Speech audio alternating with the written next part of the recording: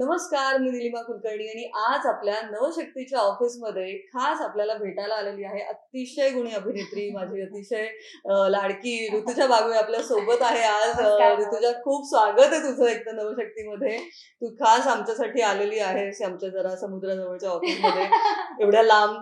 आणि तुमच्या प्रमोशन्स मध्ये तुम्ही खूप बिझी असता, पण तरी तू वेळात वेळ काढून आलीस यासाठी आधी तुझं स्वागत. आणि खूप छान, मला असं वाटतं की हे वर्षच this is a year of blessings खरंय. असं मी म्हणलं तर हरकत नाही. खरंय, खरंय. अगदी खरंय. बॅक टू बॅक फिल्म चालू आहेत आणि स्वतःचं घर घर. झालं. हा आनंद तुझ्या चेहऱ्यावर आत्ता दिसतोच आहे. आधी आपण त्यानेच सुरुवात करूया असं मला ओके. वाटतंय. मुहूर्त आधी घराचाच गाठूया. तर घर या वर्षी होणं, एकंदरच हे वर्ष तुझ्यासाठी खूप साऱ्या स्वप्नांनी भारलेलं आहे का? हो, खरंच. कारण ऍक्च्युली या तिन्ही गोष्टी ह्या वर्षातल्या प्लॅन्ड नाहीयेत. ह्या आधीच्या वर्षात येणाऱ्या होत्या. कारण केवळ शूट करून 1-1.5 वर्ष झाले दोन्ही फिल्म्स, तिन्ही फिल्म्स. हो. आणि मी घर पण खूप आधी बुक केलं होतं. सो ते पुढे होत होत होत फायनली ह्या वर्षात ते हातात आलं, ओके. पोझिशन किती मिळालं. वर्ष आणि चालू होतं हे सगळं? 2 Planning. अडीच 3 वर्ष, अडीच वर्ष गेली मध्ये.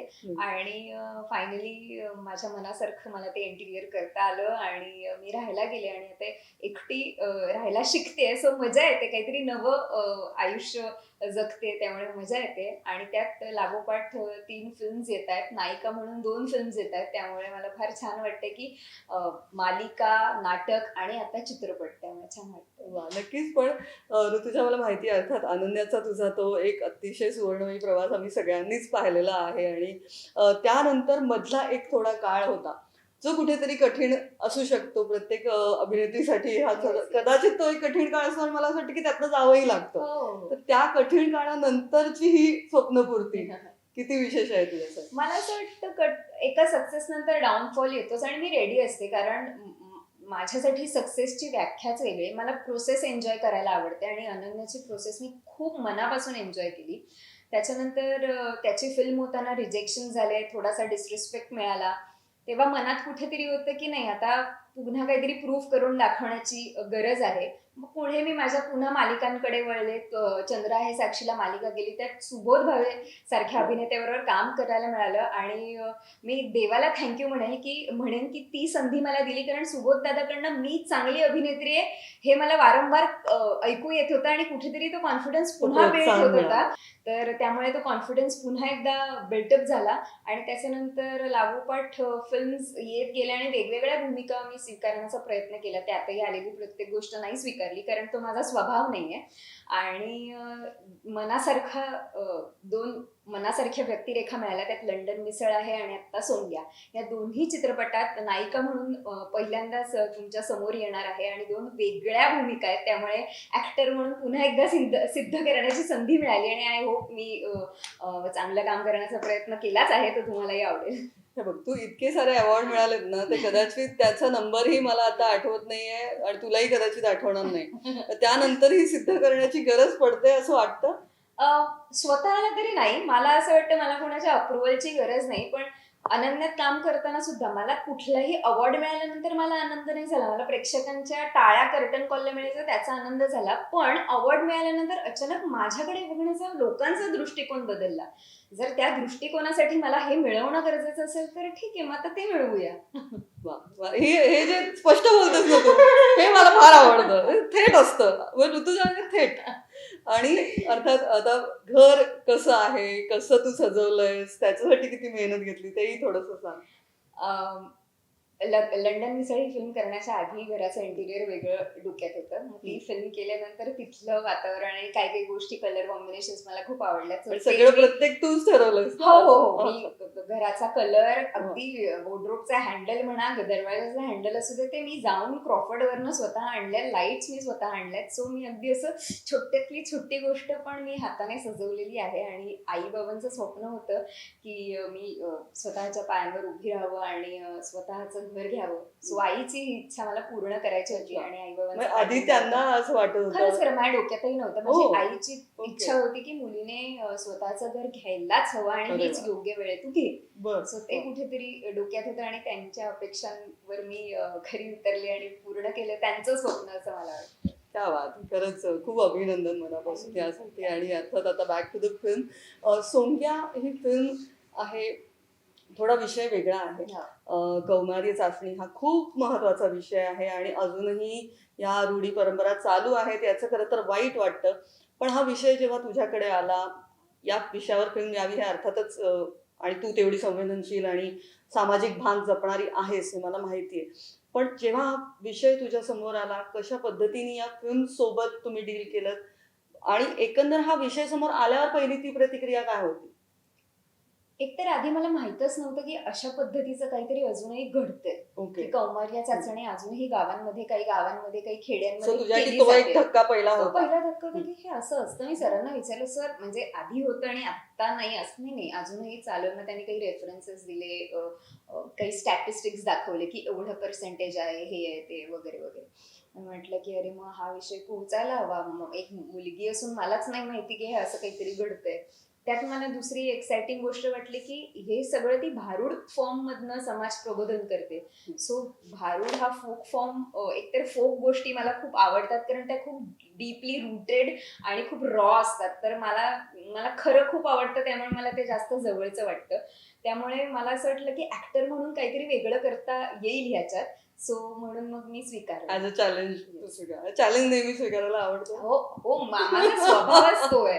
त्यामुळे अनन्या करताना मला खूप म्हणजे सर म्हणाले की खूप अभिनेत्रींनी नकार दिला कारण फिजिकली खूप टायरिंग तो रोल आहे नाटकात काम करण्यासाठी आणि सलग तितके प्रयोग करण्यासाठी. पण मी असे होते की सर ते फिजिकल मी बघून घेईन, तुम्ही ऍक्टिंग आणि तो इमोशनल कोशन तुम्ही सांभाळा, हे फिजिकली मी करून टाकेन. चॅलेंज एक्साइट्स यू असं मला काही असतं. आजही एकाही प्रयोगाला भीती वाटली नाही की अरे हा आज फोन पडला तर अरे मी पेन पायात आलंच नाही तर चादरीची घडी विस्कटली तर. नाही, मी अशी असायची की भाई करायचंच आहे टायमिंग मध्ये. वास. वा.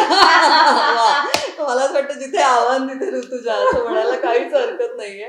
आणि जसं हेही तू एक आव्हान म्हणून, पण अर्थात मग ते भारुडाची प्रॅक्टिस मध्ये सगळं सुरू झालं का जोरदार? मी टाळ वाजवायला शिकले नाही. आपण जनरल टाळ वाजवतोच, पण प्रॉपर भारूड करताना कसं टाळ वाजवायचं असं ते पकडायचं, त्याची पकडण्याची पद्धत पण या आधी लोककलेशी कितपत नातं जुळलं होतं, कधी काय? नाही. ऍक्च्युली मी युथ फेस्टिवल्स मध्ये फोक डान्स फॉर्म्स पाहिलेत किंवा फोक फॉर्म वर जे काही प्रेझेंट व्हायचे ते पाहिले, पण मी पर्सनली कधी स्वतः कधी तसं नाही केलं? घेतलंय. त्यामुळे मला ते खूप एक्साइटिंग वाटत होतं. मी स्वतः सरांना म्हटलं, सर मला टाळ शिकायचे, आपण असं चीट नको करूया, मला सांगा. मग त्यांनी एका युनिव्हर्सिटीचे प्रोफेसर आहेत त्यांच्याशी ओळख करून दिली. मग त्यांनी मला टाळ शिकवलं. मी प्रॅक्टिस केली तर माझी ही बोटं सोलवटली होती कारण इतक्या वेळा ते गाणं मोठ्या टेक्स आणि ते इथून तिथे.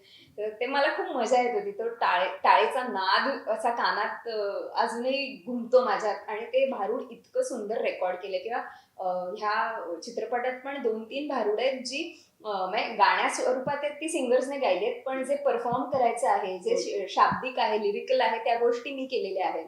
मी स्वतः केलेल्या आहेत. तर मग ते त्या लयीत बोलणं, त्या फॉर्म मध्ये बोलणं, थोडंसं त्यात ह्युमर आणून बोलणं वगैरे, तर ते सगळं मला खूप काही झलक आम्हाला मिळेल का? आम्हाला जरा वाट बघावी. नाही वाट बघावी. चित्रपट पाहावा लागेल त्यासाठी, किंवा उद्याच त्याचा ट्रेलर टीजर जे काही येईल त्याच्यात थोडं पाहता येईल. वा, नक्कीच. म्हणजे त्याच्यात ती झलक पाहायला मिळेल. पण पिक्चर कधी रिलीज होणार? 15 डिसेंबरला. 15 डिसेंबरला रिलीज होणार आहे, त्यामुळे त्याची वाट नक्कीच बघणार आहोत आपण. अजिंक्य सोबत तुझी इथे जोडी जमलेली आहे. ती जोडी अर्थात आधी सुपरहिट होती नाटकामुळे, त्यामुळे पुन्हा हे ट्युनिंग कसं रंगलं होतं? अरे मजा आली. आणि अनन्या नाटकात त्याच्यावर काम केल्यामुळे को आर्टिस्ट माहिती असतो की याची काम करण्याची पद्धत कशी आहे किंवा हा रिॲक्शन कशा देतो किंवा काय गिव्ह अँड टेक असू शकतं. त्यामुळे ते प्रेशरच नव्हतं. बॉन्डिंग मित्रमैत्रीण म्हणून होतच, त्यामुळे तेही प्रेशर नव्हतं. आणि पालीला आम्ही या सगळ्या फिल्मचं रिअल लोकेशन्सवर शूट केलंय. त्यामुळे घरापासून लांब असं पूर्ण वेळ तर एक मित्र कोणीतरी असणार आहे सेटवर ओळखीचा आहे, ह्याच्यातच मी चिल्ल होते की आम्हाला कोणीतरी एक ओळखीचं आहे. तर मजा आली त्याच्यावर काम करताना. आणि त्याच्यावर एक सीन आहे डॅमवर जिथे समाजकारण आणि राजकारण ह्या दोन गोष्टींना ते काय म्हणतात, त्याच्या साईडने बोलतात. तो राजकारणाच्या साईडने बोलतोय आणि मी समाजकारणाच्या साईडने बोलतो. तर तो राजकारणी असल्यामुळे म्हणतो की समाजकारण हे भिकेचे डोहाळे आहेत, आणि ही त्याला समजवत असते की त्याच्यातच माणुसकी आहे, तर माणुसकीला जाग जरा वगैरे वगैरे ते काय आहे. सो तो सीन मला खूप रायटिंग वाईज पण आवडलेला आणि तो परफॉर्म करताना पण तितकाच छान झाला. झालं आणि डबिंगला मी तो पाहिलाय. सो आय होप मला तो जितका आवडला तितका प्रेक्षकांना आवडेल. ते पण ऋतुजा, जेव्हा सिनेमातून असे काही विषय समोर येतात ते अर्थातच फार महत्वाचं असतं. कुठेतरी आपण त्या, म्हणजे ठीक आहे एंटरटेनिंग मूवीज पण होत राहतात, पण हेही कुठेतरी महत्वाचं असतं अशा विषयांना हात घालणं. आणि जसं तू म्हणलीस की तुलाही कदाचित पहिल्यांदा तेव्हा कळलं होतं की अरे हे अजून सुरू आहे, तर हे अजून सुरू आहे हे या सिनेमामुळे कदाचित अजून अनेकांना कळेल. बरोबर बरोबर. तर अशा वेळी या विषय असे सगळे येणं सिनेमातून हे किती महत्वाचं वाटतं. आणि एक अभिनेत्री म्हणून ती कुठेतरी ती जी जागरूकता असते ती तुला कायम महत्वाची वाटते का? करमणूक तर सगळेच सिनेमे करतात. मला असं वाटतं करमणुकीच्या पलीकडे जाऊन उद्देश देणारे किंवा काहीतरी सांगू पाहणारे सिनेमे पण खूप असतात, पण इन्स्पायर करणारे मोजके सिनेमे असतात. तर मला असं वाटतं हा सिनेमा थोडासा इन्स्पायरिंग आहे, कारण ह्यात एक मुलगी अख्ख्या समाजाच्या विरुद्ध जाऊन, घरच्यांच्या विरुद्ध जाऊन आणि परंपरेच्या विरुद्ध जाऊन, कुप्रथा ज्या सुरू आहेत त्याच्या विरुद्ध जाऊन एक लढा देते.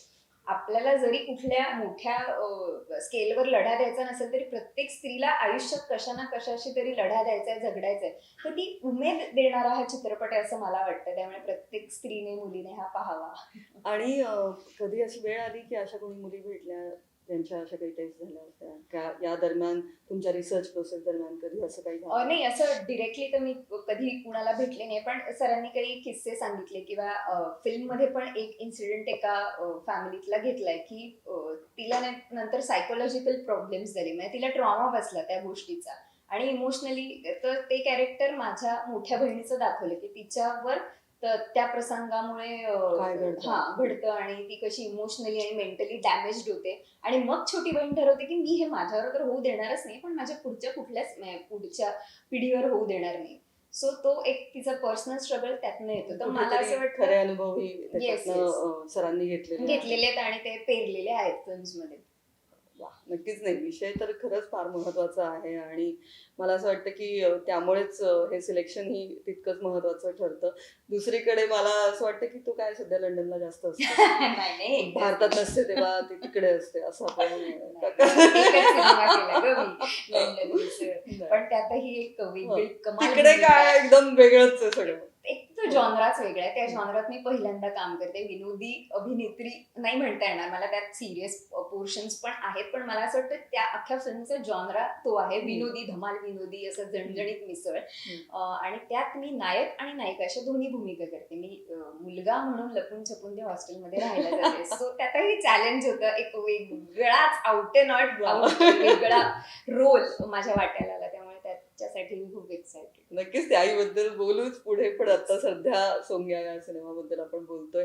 पुन्हा एकदा जाता जाता प्रेक्षकांना काय सांग की येत्या 15 डिसेंबरला सोंग्या हा सिनेमा येतोय. नायिका म्हणून माझा हा चित्रपट पहा आणि एका सोशल विषयावर खूप संवेदनशीलपणे हा चित्रपट बनवलेला आहे. त्यामुळे तुम्हाला तो नक्की आवडेल याची खात्री आहे. Thank you so much. खूप छान वाटलं तू खास आलीस आणि अर्थात भरभरून गप्पा रंगल्या आणि तितक्याच त्या थेट होत्या जसं आपण नेहमीच बोलतो. सो थँक्यू सो मच आणि खूप खूप मनापासून शुभेच्छा. Thank you so much.